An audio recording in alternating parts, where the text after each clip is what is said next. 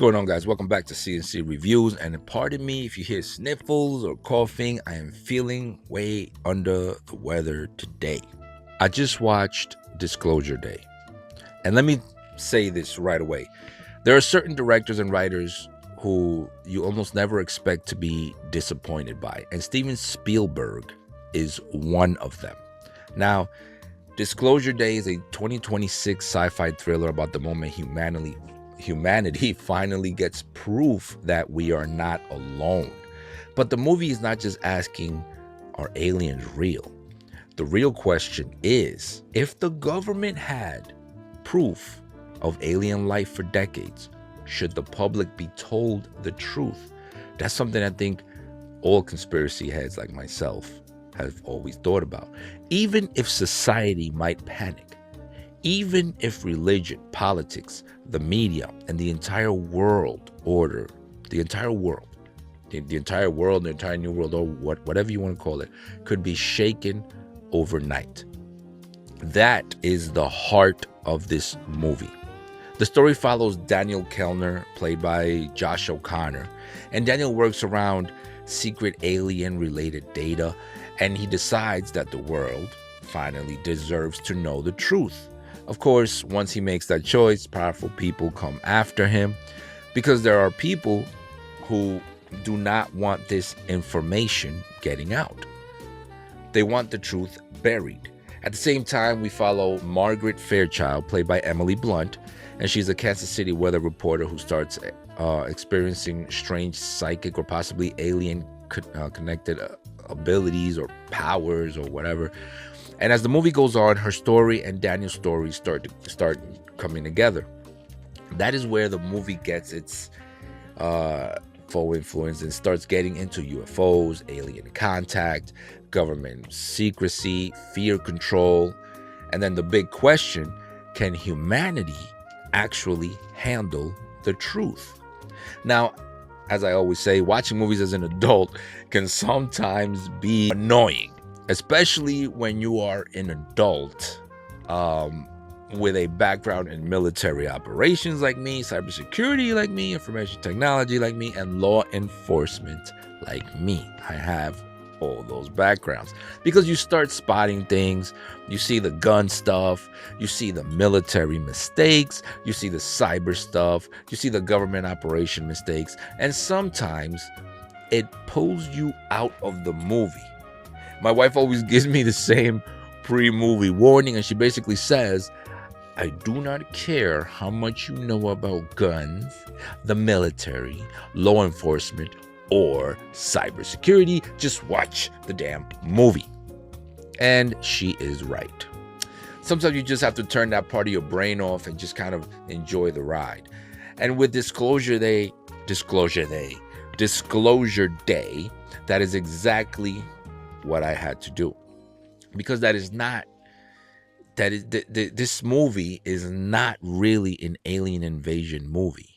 So do not go in here expecting this to be Independence Day. This is not aliens blowing up cities every 5 minutes. This is more of a government cover-up movie. It is a UFO disclosure thriller. This actually did something really nice where it had religion. It did not dismiss religion like a lot of aliens movies do. Like it just says, religion is whatever. Or it doesn't say, obviously, it doesn't say, oh, aliens are fake.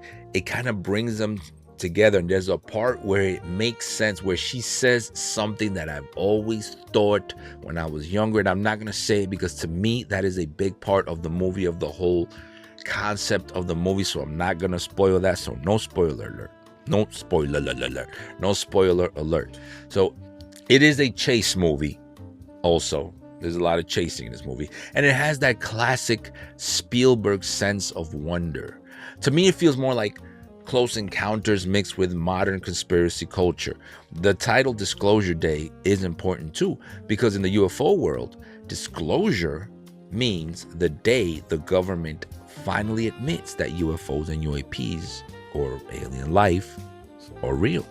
So the title basically means that this is the day the truth comes out. This is the day secrets stop being secrets. And That is what makes the movie interesting. On the surface, yes, it is about aliens, but underneath that surface, it is really about truth versus control. Daniel believes people have the right to know what is really going on, but the people trying to stop him believe the truth is too dangerous. They believe it could cause panic. They believe it could cause religious chaos. They believe it could cause political collapse. They believe society might not be ready.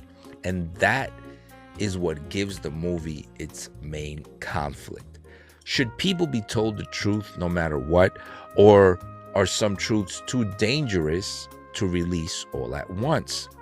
That is a strong idea. And it is a very relevant idea today because we live in a time where people already do not trust the government, the media, or big institutions.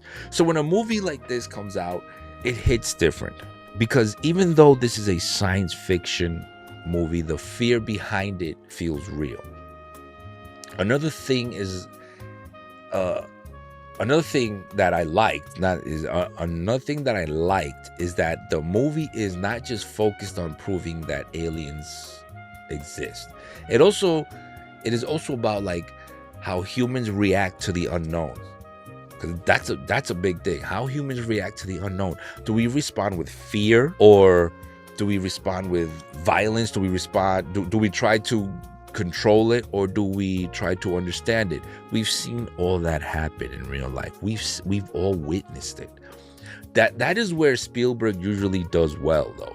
He takes a big sci-fi idea, but he brings it back to human emotion.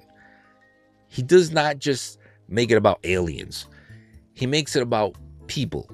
So you really connect. You really connect with the characters. He makes it about fear, family, trust, belief, and connection. And Emily Blunt's character gives the movie that emotional side. Margaret is not just a weather reporter chasing a story. She becomes personally connected to the mystery, and that makes her role more interesting. She's not just standing there explaining what is happening. She is part of what is happening.